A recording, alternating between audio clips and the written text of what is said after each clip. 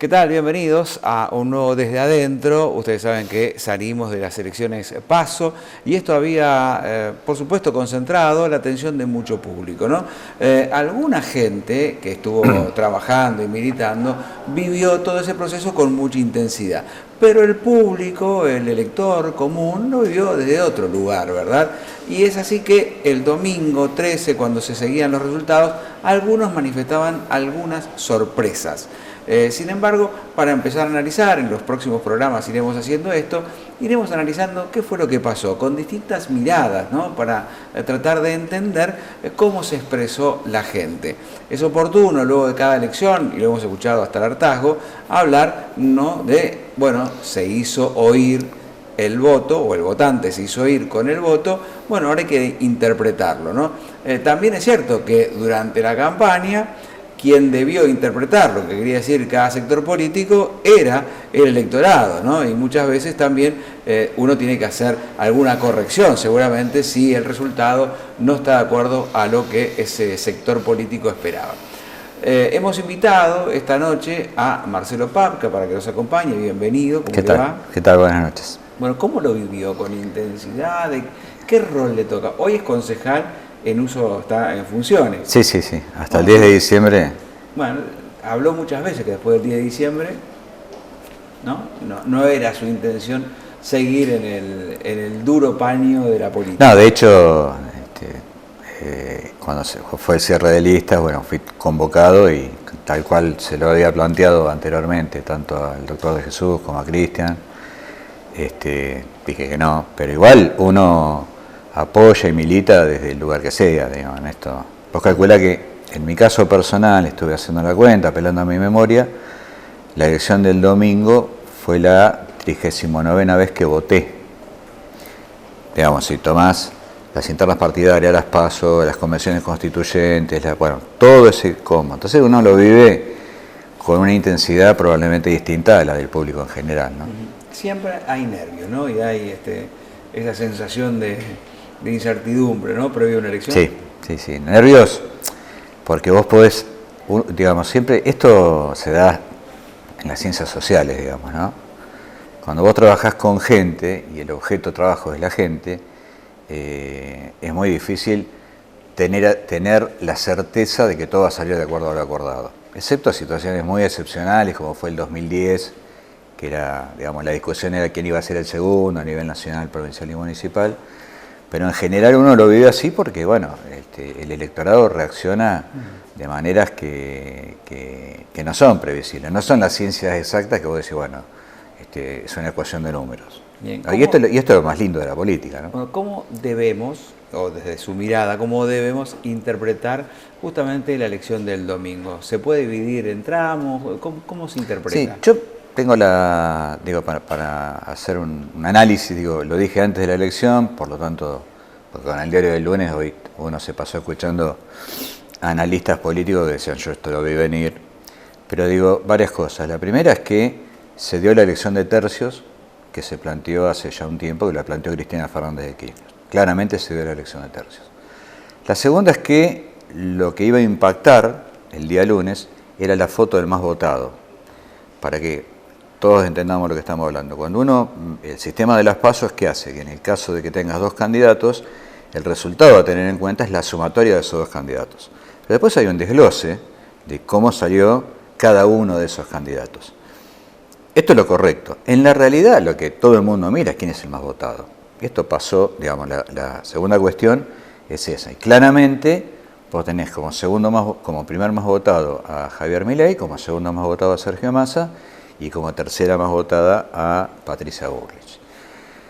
Y también dije antes de la campaña, digamos, no porque sea pues es cuestión de análisis, es que saliera como saliera, el lunes empezaba otra campaña. Vos calculá que de la cantidad de candidatos a presidente que había, solo 5 pasaron el piso que establece las PASO. Por lo tanto, hay que readecuar todos los partidos políticos. Fíjate que el único que está hablando es Milei, que ahora ya no es el león que rugía, sino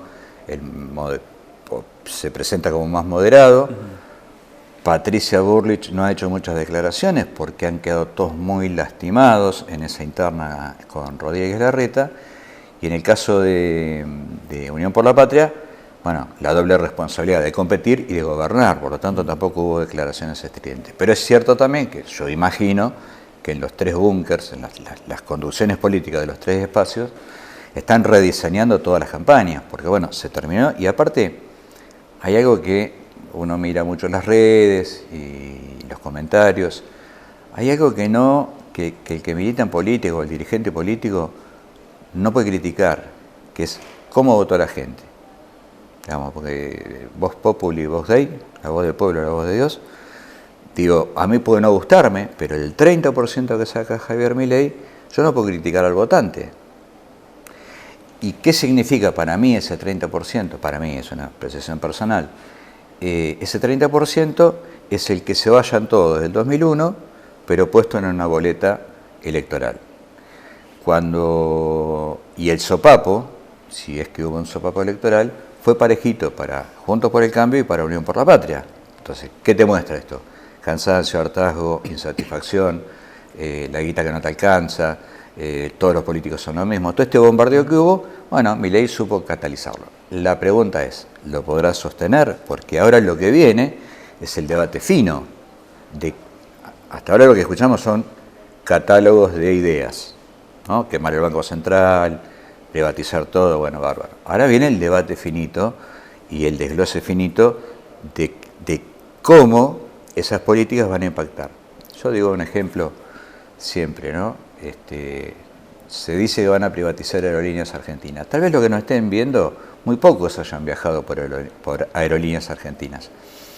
Pero privatizar esta aerolínea, si bien no me afecta en lo personal, yo tengo que recordar que cuando fue la pandemia, las vacunas vinieron por aerolíneas porque no había líneas aéreas que las trajeran. Tengo que recordar también que fomenta el turismo, porque es una línea de bandera que va a lugares que las líneas privadas no van. Por lo tanto, me parece a mí que se acabó la campaña de los eslogan. Ahora hay que definir claramente lo chiquitito, lo específico. Y para cerrar este análisis digo que es razonable el enojo de la gente, yo lo veo, uno lo vive. El problema es cuando uno se enoja y patea la pared, producto del enojo. Probablemente termine con un yeso. Entonces lo que me parece que hay que hacer en esos casos es, bueno, serenarse y a partir de ahora ver cuáles son las opciones y cuáles son las cuestiones que te van a afectar en lo particular. Digo, un hotelero del Partido de la Costa, un comerciante, un propietario de balneario, un laburante, un gastronómico, con un gobierno que dice que con el fondo no va a haber problema porque el ajuste que quiero hacer es más profundo que el del fondo. Esto implica todo lo que ya sabemos. Cuando tengamos una mala temporada, digamos, ¿cómo lo resolvemos eso? Por eso, esos eslogan venían bien para catalizar un estado de insatisfacción. Ahora viene la parte del debate serio y ahora hay que ver si se sostiene. Bueno, también me resulta interesante esto, ¿no? Que el mensaje, digamos, que obliga al análisis y a la reflexión de adentro hacia afuera, ¿no es cierto? Sí. Bueno, también una de las cuestiones que plantea Miriam, y me parece que también tiene que ver con esto, un poco la meritocracia, ¿no? En los más chicos ha entrado muy bien Milei con la palabra libertad, ¿no? Sí. Y esto me parece que también desde lo simbólico, Macri capitalizó el cambio y Milei está capitalizando la libertad, y esa palabra libertad pareciera ser que tiene un gran efecto, sobre todo en los más jóvenes, ¿no? Ahora, ahí también es cierto que en esa línea de acción empieza a hablar Milei de esto de yo me esfuerzo, yo tengo mi voucher para ir a estudiar, lo voy a tener, porque el Estado igual paga, pero lo va a pagar de manera distinta, entonces el gasto va a ser el mismo.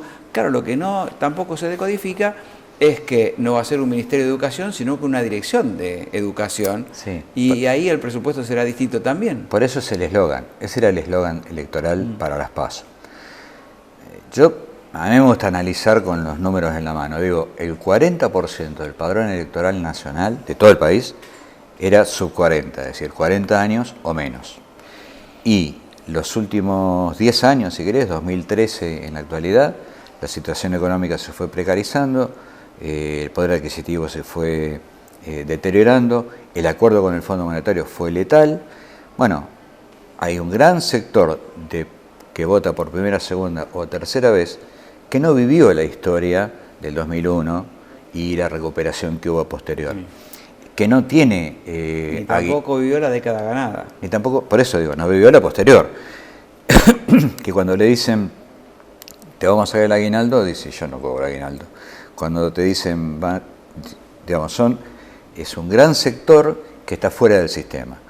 O porque es cuenta propista, o porque labura en negro, o por lo que fuera. Entonces, digo, toda esa insatisfacción fue canalizada. Ahora, yo no sé si se racionalizó el concepto de libertad, porque Macri encarnó el cambio con globos de colores y revolución de alegría. Y después vimos que los globos se desinflaron y la alegría se transformó en un tarifazo, desempleo y demás.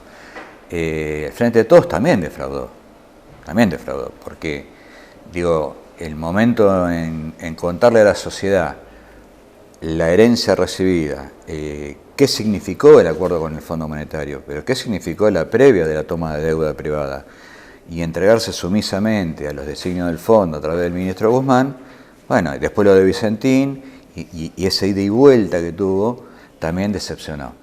Y así todo, Sergio Massa, que agarra el Ministerio de Economía, como se ha dicho, la papa caliente que nadie quiere agarrar, y que estamos, como hoy, a punto de un golpe de mercado, pusimos al Frente de Todos en esos 3/3. Por lo tanto, por eso insisto que hoy empieza una campaña nueva, donde Milei, mira, te lo digo de esta manera, no, a mí los votos de Milei son 3 de 10. Yo creo que Unión por la Patria tiene que ir a buscar, a convencer a aquellos vecinos que en primera instancia votaron a otras fuerzas políticas. Pero si miro a Patricia Bullrich, como fue, digamos, su historia en estos últimos años, y debe tener un fiscal en cada mesa electoral a lo largo y a lo ancho del país. Javier Milei es él con la gente. Entonces, la casta que tanto detestó, la casta que tanto abominó, con la que tanto rugió el león, ahora se tiene que recurrir a la casta para poder llevar a cada lugar del país su propuesta. Muchos me dicen, bueno, ganó en 17 provincias, ¿cuántos senadores metió? No, ganó una candidatura. Los senadores nacionales se eligen cuando se votan los gobernadores, y esto ya pasó casi en todas las provincias. Quiere decir esto que para cuando sean las elecciones en octubre, todas las provincias van a haber elegido gobernador, intendentes, senadores nacionales y demás. ¿Es una gran incógnita? Sí. Yo, personalmente, me puedo equivocar, creo que se desinfla a partir de terminar con el eslogan y empezar a plantear seriamente esto del voucher, esto de, terminar con las políticas de inclusión, derogar la ley del aborto, todas conquistas que han sido ganadas, terminar con la cárcel injusta para los genocidas, todo esto que se ha dicho, que son eslogan que captan, evidentemente, y no lo he oído mal. Ahora hay que traducirlo, porque la pregunta que uno le tendría que hacer es ¿cómo? Entonces él te lo explica, bueno, primero llamo al Congreso, si no me dan bola, llamo a un plebiscito, entonces voy, vamos, digamos, si uno sigue esa línea argumental, que me parece que es fantasiosa y no lo va a hacer, estamos yendo hacia el Perú de Fujimori. Sí. La Argentina no tiene la misma cultura política que tiene el Perú, y ha resistido en estos 40 años situaciones muy complicadas. Por eso creo que es una elección distinta a la que viene, donde todos se van a moderar y la casta le va a proveer sus economistas y su moderación de discurso y sus propuestas. Bueno, no era tan así, no era que le vamos a quitar tanto los derechos. Acordate cuando Macri le gana las PASO a Sanz y a Carrió. Y sabe que va al balotaje. En el acto, entre los globos, con toda su multitud apoyándolo, todos sus militantes y demás, cambió, en ese momento, cambia el eje del discurso y dice, vamos a mantener aerolíneas estatizadas, vamos a dejar fútbol para todos. Y la silbatina fue ruidosísima. ¿Qué quiero decir con esto? Esto nos muestra que una cosa es la PASO y otra cosa es cuando vos tenés la posibilidad de gobernar y ya tenés que ir pensando qué medidas concretas hay que tomar y para eso con qué gente tenés que contar, ¿no? Bueno, metámonos un cachito en el orden local también, que creo que mucho público estará esperando. Sí, claro. ¿No? ¿Qué pasó en el orden local? También quedaron 5 candidatos Sí. hasta ahora, porque hay uno que estaría un poco en discusión cuando se terminen de cerrar los escrutinios finales, a lo mejor veremos si puede o no. Sí, porque es cierto que hay 8 mesas que no se escrutaron, el escrutinio se cortó 5:37 de la mañana, faltan escrutar 8 mesas y hay 359, si mal no recuerdo, votos recurridos, que esos son los que hay que revisar. A mí me gustaría hacer un pasito antes por la provincia de Buenos Aires, ¿Cómo porque... no? Pasemos. No, digo porque también siempre se ha dicho que la provincia de Buenos Aires es la madre de todas las batallas, y la verdad es que si uno mira en el mapa electoral y mira el comportamiento o de cómo se han dado los resultados, sin duda la mejor elección la hizo Axel Kicillof, con el apoyo de intendentes, de legisladores, y buena parte de que Unión por la Patria sea competitivo en esta campaña de tercios es por la gestión y el triunfo del peronismo en la provincia de Buenos Aires. Por lo tanto, me parece que lo que hizo Axel es un modelo a imitar de cara a nivel nacional, digo, ¿no? De cara a la campaña que viene. Y que va a tener que tener un rol un poco más protagónico, Sí, claro, también sí, claro, en empujar al candidato que presidencial. yo creo que ahora todos, digamos, todo aquel que... Porque, a ver, digo, hay mucha discusión, si querés vamos a lo local ya, entre muchos compañeros, entre Massa y Grabois. Bueno, listo, ya está saldada esa discusión. Y no te gusta, pero ganó. Pero si mirás lo que hay enfrente, digamos, no quiero recurrir al lugar común de nos une el espanto y no el amor, pero casi que sí. Entonces eso va también a ayudar a... Ya hay artistas sectores de la cultura, que se están empezando a expresar. Y a mí me hace acordar mucho, porque personalmente creo que el balotaje va a ser más a Milei, y me hace acordar mucho al balotaje Lula-Bolsonaro, donde muchos sectores que normalmente no se comprometen con la política lo hicieron. Y eso generó una gran movilización electoral en Brasil. Yo creo que acá en la Argentina va a pasar igual. Bueno, metiéndonos en el local, digamos, hay algunas similitudes, ¿no? O sea, quedan por ahora 5 competencias, se podría agregar uno más, que podríamos hacer un análisis aparte, ¿no? ¿Qué le pasó a Carlos Rajoy que no logró superar el 1.34, creo que cerró, ¿no? Por ahora, 1.34. No logró superar el 1.5. Yo la única crítica que lo conozco fue alumno mío en 5º grado. Quiero decirte esto y por eso desde ese lugar hasta me animo a... Pero no puede recordar a hablarlo. ese chiquito de pantalones cortos, digamos... No, digo, pero que lo conozco de esa época y lo he tratado, nos hemos tratado, entonces más allá de estar con alguna diferencia política, una crítica que desde este lugar la hago, ¿no? El eje de campaña fue el tema del gas. Y la verdad es que en el Consejo Deliberante, tanto el doctor Alonso como Ricardo Dobaño en su momento, y muchos que acompañamos, planteamos el tema de la zona fría. Y después se apropia de un proyecto que lo impulsa Máximo Kirchner. Por lo tanto, yo no sé qué pasó, porque no puede estar en la cabeza ni del votante ni del candidato. Pero claramente que en el orden comunicacional, claramente no era un tema que impulsara o que atrajera votos. Claro, por eso digo, cada cual eligió las armas con las que tuvo a mano, no es una crítica, es una descripción. Cada cual elige. Podría estar en competencia.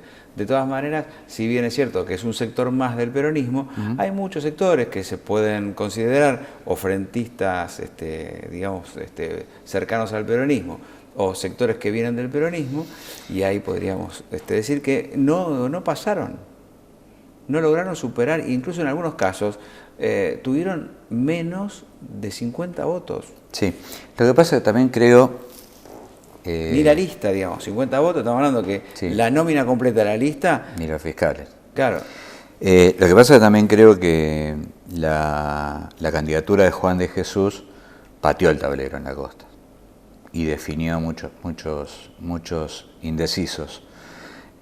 Vos pensás que Juan fue intendente 2003-2007 y si volvemos a esto del padrón sub 40 con el 40%, y le sumás que en la costa en los últimos 10 años se han venido a vivir 20.000 personas, muchos no lo conocían. Y a mí me ha pasado, tanto en las redes como personalmente, es decir, no lo conozco, pero me hablan también de él, o tengo una persona que me cuenta que bueno, distintas cuestiones hicieron que se diera este fenómeno de un triunfo de norte a sur en todas las localidades, que hace tiempo que no pasaba en una elección interna. Entonces, por lo tanto, tal vez algunos, la agrupación Vecinal Puebla, por ejemplo, tampoco superó.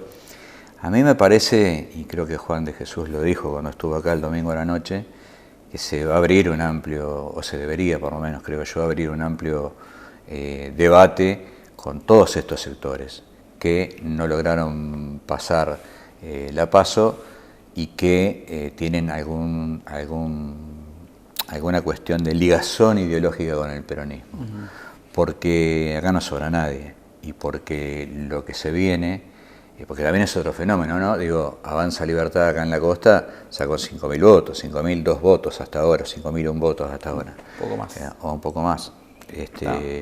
Si no me equivoco, se convierte en el tercer candidato más votado, claro. Y está, si no me equivoco, en algo así como 8.001. 8.001. Costanera 8.001, me hizo acordar eso.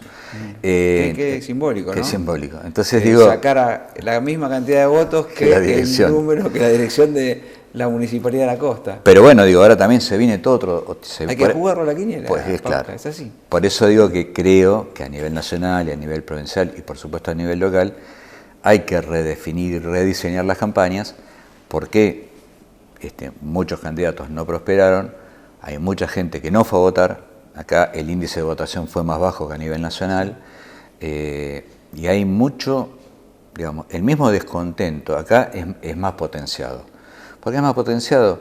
Por esto que decíamos, hay mucha gente nueva que no conoce la historia, que no tiene tanto arraigo, que por ahí viene más con la cabeza de lo que pasaba en el conurbano y en la capital, y me parece que el peronismo tiene que redoblar el esfuerzo de hablar con todos los sectores, incluso, y esto lo digo a título personal también, con Martín Pautis y el movimiento Evita.